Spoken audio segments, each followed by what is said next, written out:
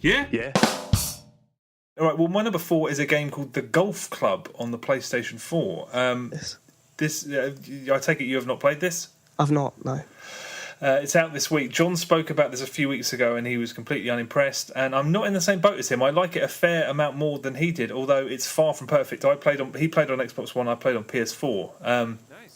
The first issue with it, and it was a persistent issue, is that everything is done via the cloud. So even in single player, if your console disconnects from the internet for a second, you're booted back to the main menu where you have to click on this Go Online panel, which only works sometimes. And although the game promises that it instantly saves your progress as soon as you're taken offline, which allows you to leap straight back into where you were after a disconnection, I was often 2 shots behind, which when you've pulled off an amazing shot in a single player game is incredibly annoying. Also, whenever I tried to switch modes, it sometimes just hung on the main screen and a little Wi-Fi symbol flashed on the bottom right of the main menu and you can't select it. I had to reboot about 3 or 4 times. So worth mentioning, my PS4 is connected via an Ethernet cable to a very fast internet connection. So I'm hoping that this is just launch week issues and that these won't be a problem after that. Yeah, this is... it is sure to be divisive amongst fans of golf games, just because all of the stabilizers that are traditionally given to you in games like this, they're gone. So there's no gauges, there's no bars. It's just more realistic, but the game is not quite well made enough to sort of be rewarding regularly enough, if that makes any sense. I mean, it basically, the gameplay involves you judging how much of a difference there is between, say, a 90% power and an 80% power on your swing. Because you pull the right thumbstick back and then you whip it forward to hit, it's a familiar system like Tiger Woods, but you have to judge that in a window that lasts maybe 1 to 3 seconds, and your decision can't be considered because there's no visual feedback whatsoever. You do pick it up slowly, but this is clearly a game that's made for players who are like, they want to jump in for the long haul, because it's to be mastered, that system. I mean, it's something that you have to put several hours in before it's going to start making any sense. I mean, I nailed a couple of perfect swings, like a couple of perfect shots, and it was very exciting, but without several hours practice, it always feels like 50% luck at least, and that doesn't make for a massively compelling experience if you're in any way a casual player, because this is a proper simulation rather than a sort of gamey game like a Everybody's Golf or a Mario Golf or something like that. As one thing that's very odd about it, John mentioned this, it's commentated by this really robotic sounding Canadian man who kind of talks to you as if he's commentating for a crowd and as if he's your caddy just chatting to you, and it's really disconcerting. Decent little putt there, and you're just like, I thought you were a commentator. Why are you talking to me like you're my friend? Sometimes you can, if you fuck up a putt, he goes, oh. He's like, who are you talking to? Okay, that was fancy. And you're like, it's really... the best time was when I screwed up a shot, and he said, here's a pro tip.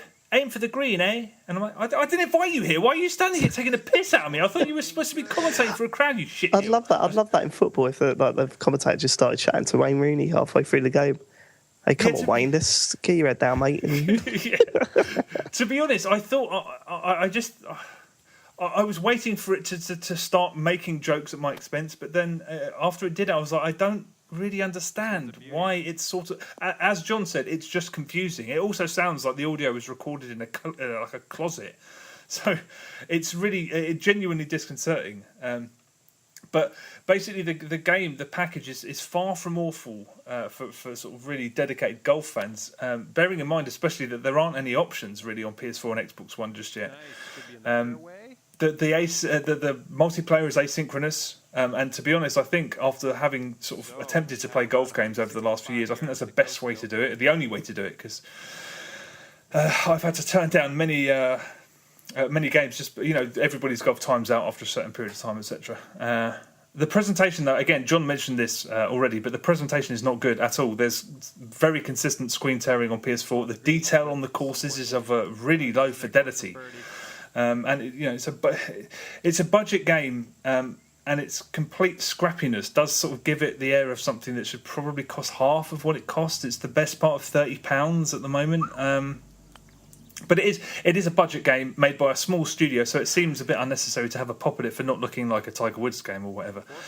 And the centerpiece of the whole thing is there's a really efficient course building tool, very easy to use. It kind of reminded me of the track builder from that first Mod Nation Racers. I don't know if you ever used that, where a very simple tool that's easy to toy around with, and it's easy to publish courses. And there's a rating system, so you can the crap and the doodles get filtered out, but they're not promoted. So I designed a course, and after about 4 days, not a single person had played it. So there didn't appear to be much I could do about that unless I had other friends who I could sort of point in the direction of that.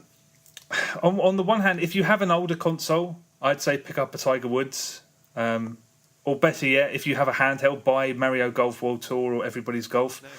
Well, this is it. I mean, this is going to be completely... They've just announced Everybody's Golf on the PS4, so why would anyone buy this? Well, this is on the other hand, this isn't really comparable with those two because it doesn't do everything for you. Those games are incredibly straightforward and accessible. There is depth to them, but this is no nonsense. It's visually modest, but it's for enthusiasts. I mean, it's not great, but if you're willing to put the groundwork in, I suspect it'll prove to be solidly good at the very least. It's not bad.